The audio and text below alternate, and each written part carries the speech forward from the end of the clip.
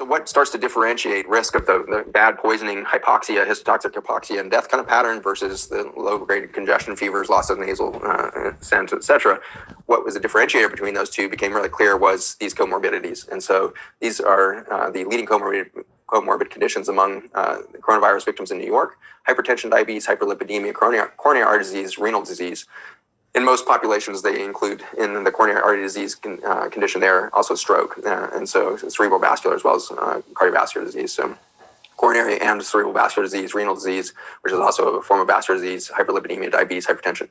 Interestingly, those comorbidities that are really accounting for the vast majority of it don't include the lung. And so if this was really a respiratory virus that was attacking the body, we would expect COPD and smoking and all these kind of lung conditions to be much more prevalent. History of pneumonia, these other comorbidities to be a more prevalent risk factor for this. But instead it was all vascular, which again is speaking to the entry point for the PM2.5 and cyanide through the ACE2 receptor that the virus binds to, which is in this vascular tissue, much more so than elsewhere in the body.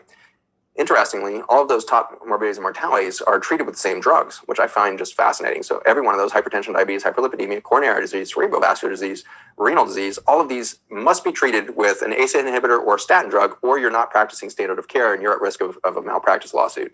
And so we are by law required to really put people on these by what we call malpractice and kind of standards of care.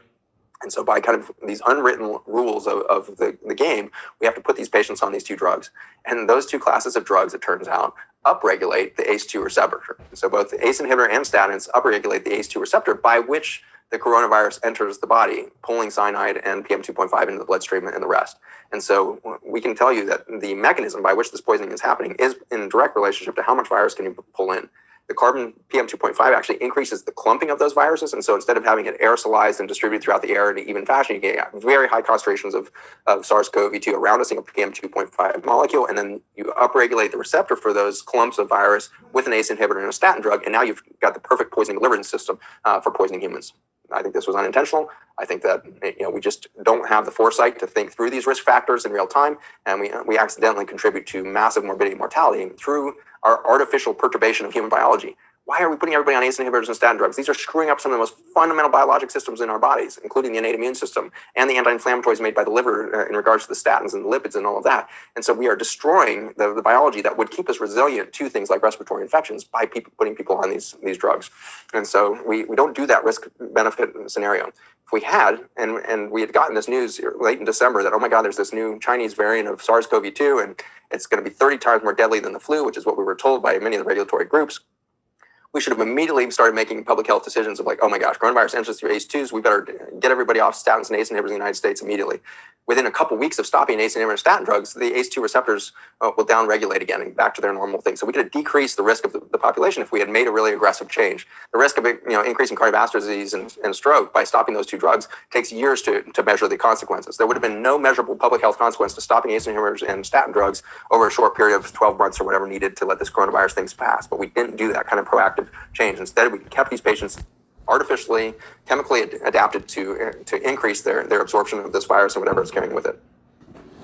Similarly, we knew very early on in this epidemic that this one was just published in March 2021, but we knew even as early as China, but also reinforced in northern Italy, that vitamin D deficiency was a huge potent contributor to morbidity and mortality for this virus. And this is not surprising because those little waves that I showed you in the seasonal variations of respiratory infection correlate with our months in the northern hemisphere where we don't get enough sunshine, and we're then vulnerable to a higher rate of imbalance with the virome at large in those months where we're vitamin D deficient.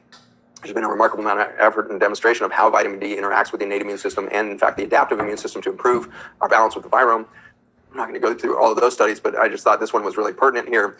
This study showed that 59% of patients hospitalized with coronavirus in COVID-19 were vitamin D deficient with levels less than 20 on admission.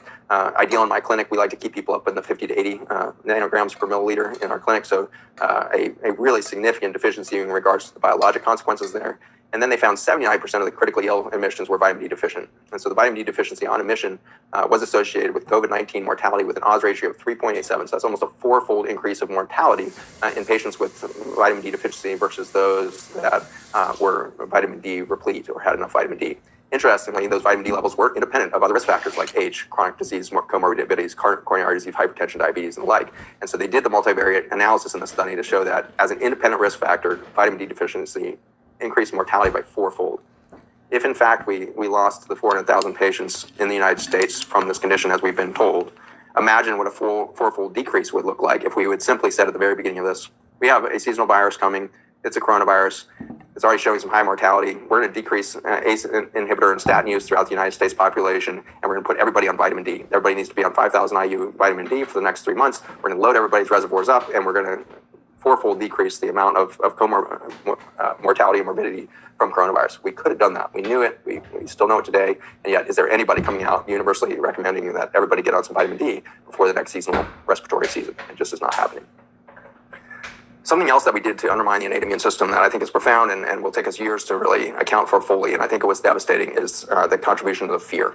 To fear or not to fear, and what are we going to fear? We feared this virus because we thought that it was responsible for all these poisoning type events, these horrible, bizarre deaths of respiratory failure and everything else. And we got this message that by PCR, some huge percentage of the population has cases. And so all these cases, and every one of them has this high risk of death, blah, blah, blah.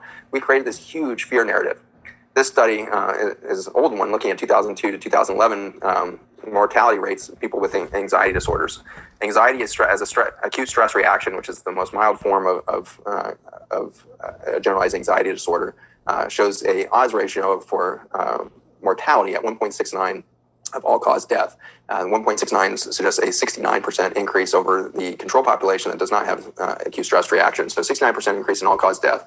Not surprisingly, it's almost a threefold increase in death from unnatural causes, which would include things like suicide, substance abuse, overdose, etc. And then natural causes, still a 30% increase in death over the population. And then you go down the list, panic disorder, generalized anxiety disorder. That one's a big standout. Generalized anxiety disorder with, again, 62% increase all-cause mortality, a nearly 2.5-fold increase in unnatural causes, etc. So looking down that list, all of these phobias and fears and inductions of fear increase mortality over and over again.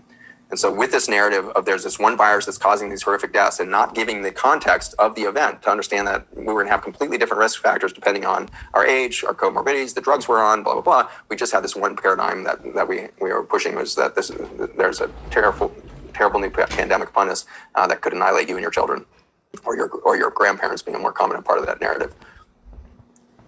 This is getting at what I have found in my clinic. All of the coronavirus patients